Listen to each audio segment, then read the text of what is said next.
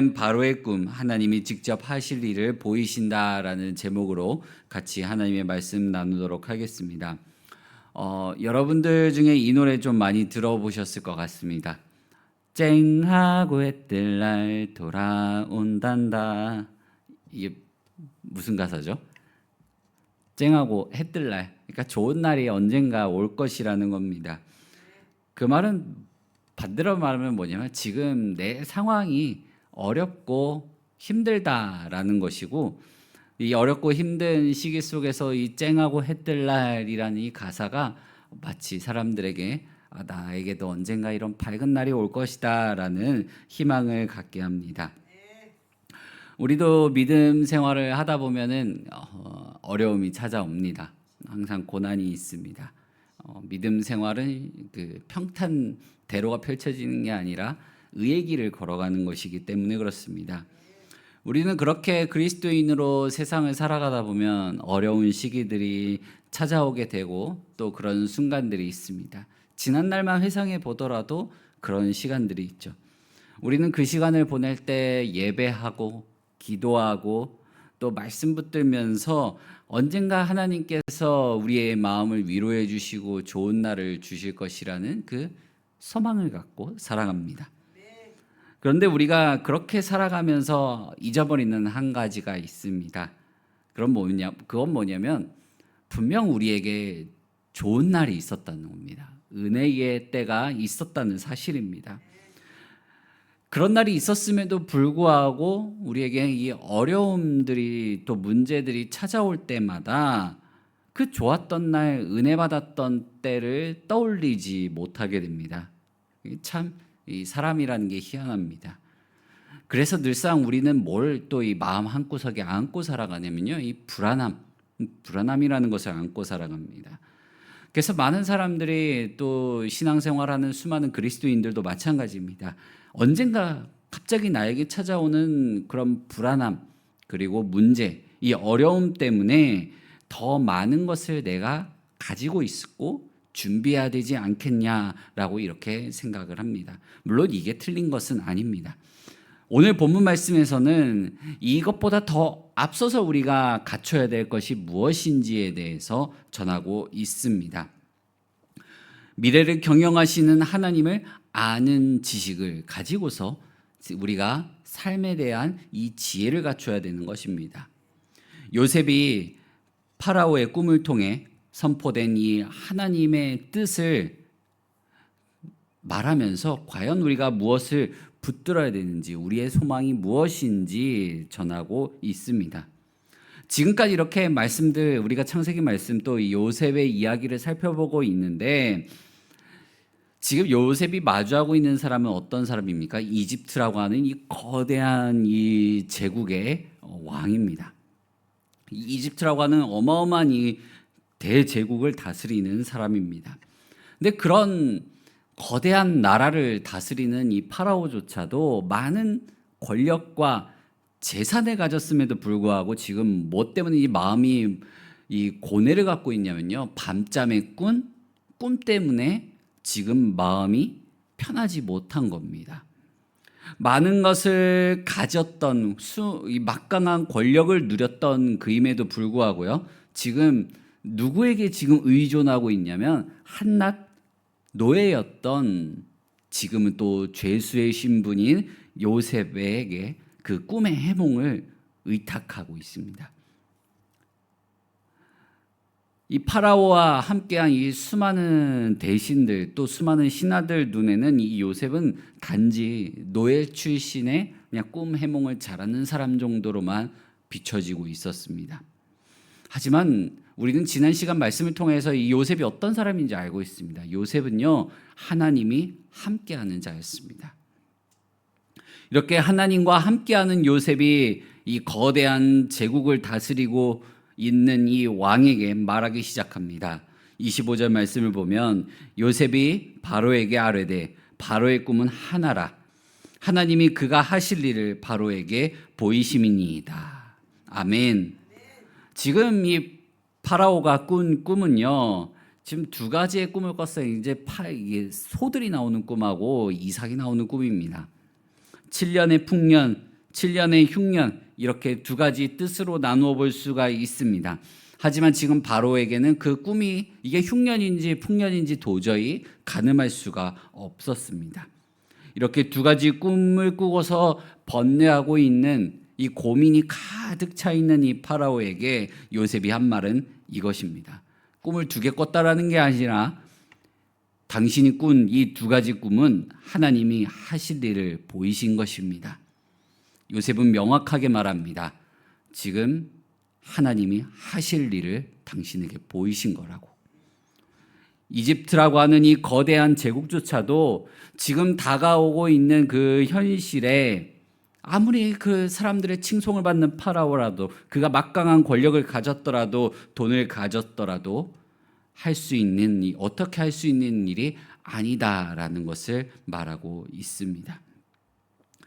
우리는 오늘 말씀을 통해 하나님이 앞으로 어떤 일을 행하실지 알고 있습니다. 이 성경 말씀을 통하여 우리에게 알려주신 하나님의 뜻이 분명합니다.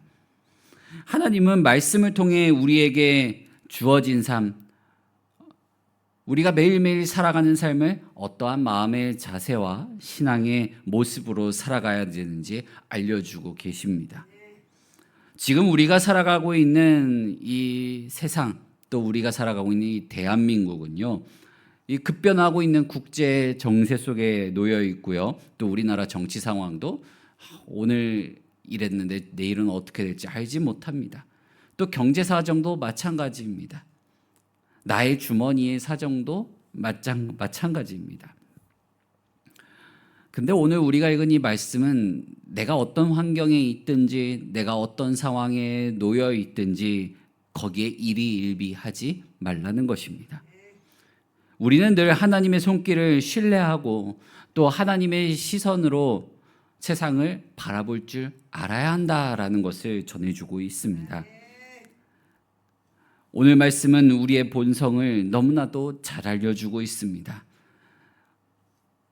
29절에서 31절 말씀을 보면 이렇게 전합니다. 온 애굽 땅에 7해 큰 풍년이 있겠고 후에 7해 흉년이 들므로 애굽 땅에 있던 풍년을 다 잊어버리게 되고 이 땅이 그 기근으로 망하리니 후에 든 그 흉년이 너무 심함으로 이전 풍년을 이 땅에서 기억하지 못하게 되리이다. 분명 앞에서도 우리에겐 신앙생활하면서도 잊어버리는 사실이 한 가지 있다고 했습니다. 바로 은혜 받았던 때, 좋았던 그 날, 그걸 우리는 신앙생활하면서 잊어버린다고 합니다. 지금 요셉의 입술을 통하여서도 전해지는 7년의 풍년과 7년의 흉년에 대해서 말했음에도 불구하고 지금 요셉은 뭐라고 말합니까? 그 풍년이 있다 하더라도 그 흉년이 닥치면 그 좋았던 때를 잊어버리게 될 것입니다. 기억하지 못할 정도로 그 상황이 너무나도 힘들게 될 것입니다. 라고 전하고 있습니다. 분명 우리에게도 은혜의 때가 있습니다. 좋은 날이 있습니다. 신앙생활 하면서 뜨겁고 이 열정이 넘쳤던 때가 있습니다. 또 그때를 소망하며 다시금 그때의 은혜가 우리에게 있었으면 좋겠다라는 생각을 품고 살아갑니다. 지난날 주님이 주셨던 그 은혜를 잊고 살아가는 미련한 우리이지만 또 종종 때를 따라 우리에게 큰 은혜를 부어주십니다. 어제 성탄 발표회를 보면서 이 루디아 회원분들이 나와가지고 진짜 불사르시는 그 모습을 보면서 아직 뜨거우시다. 이 뜨거움에 어떻게 하면 이 장작을 더 넣어가지고 불을 붙일 수 있을까라는 생각을 하게 되는 그 은혜가 있었습니다. 우리에겐 하나님께서 자신의 뜻을 분명히 보이신 이 말씀이 있습니다. 32절 말씀에 요셉은 이렇게 말합니다. 하나님이 이 일을 정하셨습니다. 우리는 하나님께서 정하신 뜻을 알고 있고 앞으로 어떤 뜻을 속히 이루실지 알고 있습니다. 하나님의 약속은 그냥 어떤 한 신화 속 이야기 속의 인물이 한 말이 아닙니다. 또 사람들의 입에 오르락내리락 하는 그런 공허한 소리가 아닙니다. 성경을 통해 우리에게 전하신 하나님의 뜻은요, 분명한 심판과 분명한 구원이 있으니 그것이 반드시 이루어질 것을 믿으며 살아가라는 것입니다. 그 말은 우리가 지금 안주하고 있는 신앙에서 안일함에서 깨어나라는 것입니다. 그리고 영적 긴장감을 회복하라는 것입니다.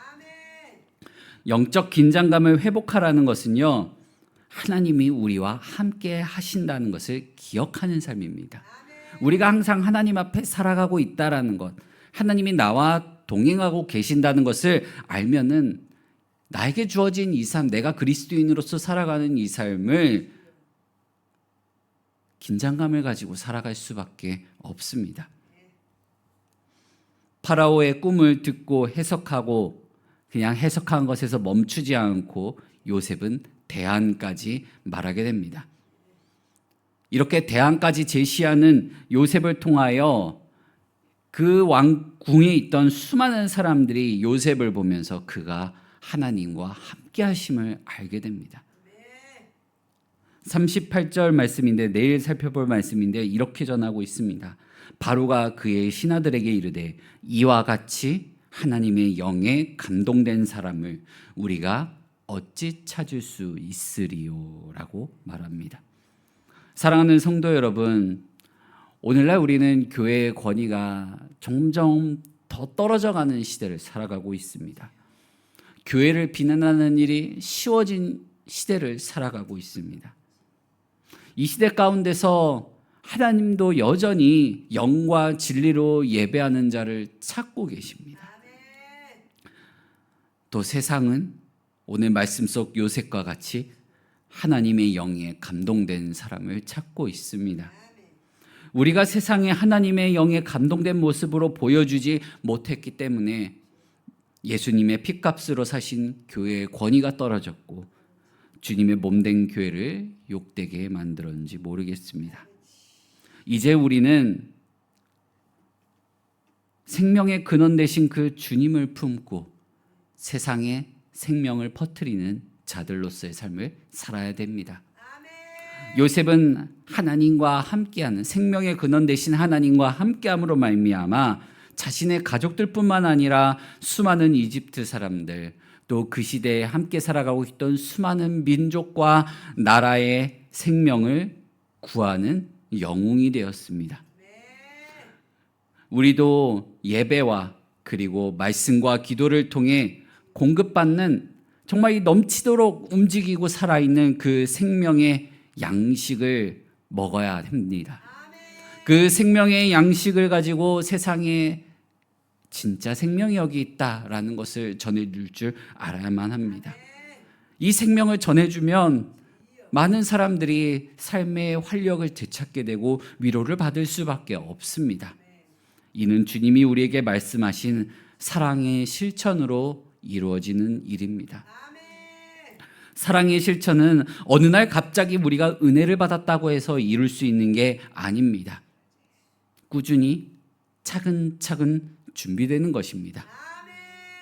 요셉은 그 은혜를, 이 안에 담겨있는 하나님으로부터 공급받는 이의 생명을 전하기 위해 보디발의 집에서 훈련을 받았고요. 감옥에서 준비되어져 갔습니다. 힘들고 어려운 순간에도 요셉이 준비된 사람으로 성장하여 하나님의 뜻을 전하고 또 그 뜻에 쓰임받을 수 있는 합당한 자가 될 수 있었던 이유는 어려운 시기 속에서도 하나님을 신뢰하고 그분과 함께했기 때문입니다.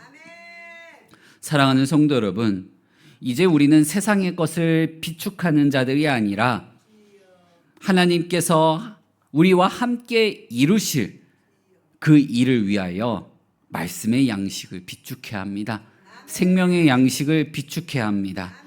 주님께서 우리에게 주시는 이 생명의 양식은 결코 사라지지 않습니다. 이 양식은 나만 유익을 누리는 양식이 아니라 많은 사람들에게 풍성한 생명과 활력과 위로를 베풀어주는 양식입니다. 이제 우리는 말씀의 양식을 비축하는, 준비하는 자가 되어 세상의 위기 앞에서 두려워하기보다 나에게 언젠가 찾아올 그 문제와 어려움 때문에 두려워하는 것이 아니라 요셉처럼 하나님의 답을 세상 가운데 제시하고 또 어려운 가운데 있는 사람들에게 마음의 위안을 얻게 위로해 줄 수 있는, 힘을 줄 수 있는 준비되는 한 사람으로서 일어서는 우리 모든 성도님들 되시기를 간절히 소망합니다. 이 시간 함께 같이 기도하겠습니다.